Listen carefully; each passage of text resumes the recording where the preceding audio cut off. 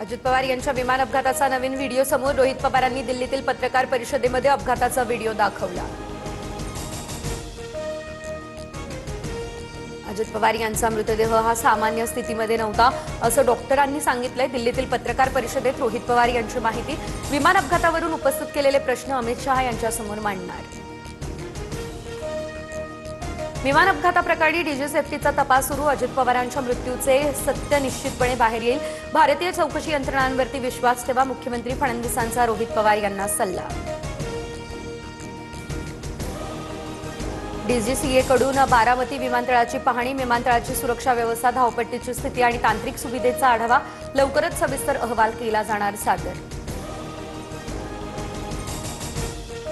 BSR कंपनीच्या विमानात black box बंद असतात. अजितदादांच्या विमानातील ब्लॅक बॉक्सही बंद होता का? तपास यंत्रणांनी खुलासा करावा. काँग्रेसचे नेते अतुल लोंढे यांचीही मागणी. रोहित पवारांच्या चौकशीच्या मागणीत आमचं समर्थनच. दोषींवरती कारवाई व्हायला हवी, पण अजित पवार यांच्या अपघाताला राजकीय चालर देऊ नका. अनिल पाटील यांचं हे आवाहन. पूर्व विदर्भातील नेत्यामुळे दादांना उशीर झाला का? तो नेता नेमका कोण, कोणत्या पक्षातील हे तपासायला हवं. रोहित पवार यांच्या आरोपांनंतर संजय राऊत यांचीही मागणी. आमच्या पक्षातील निर्णयाविषयी इतरांना बोलण्याचा काही अधिकार नाही. अंत्यविधीची तयारी सुरू असताना विलिनीकरणाची चर्चा कुणी केली? सुनेत्रा पवारांचा शपथविधी घाईत झाल्याच्या आरोपानंतर सुनील तटकरे यांचा रोहित पवार यांना टोला. धैर्यशील मोहिते पाटील हेच माझ्या हत्येच्या कटाचे मास्टरमाइंड. भाजपच्या राम सातपुतेंचा गंभीर आरोप.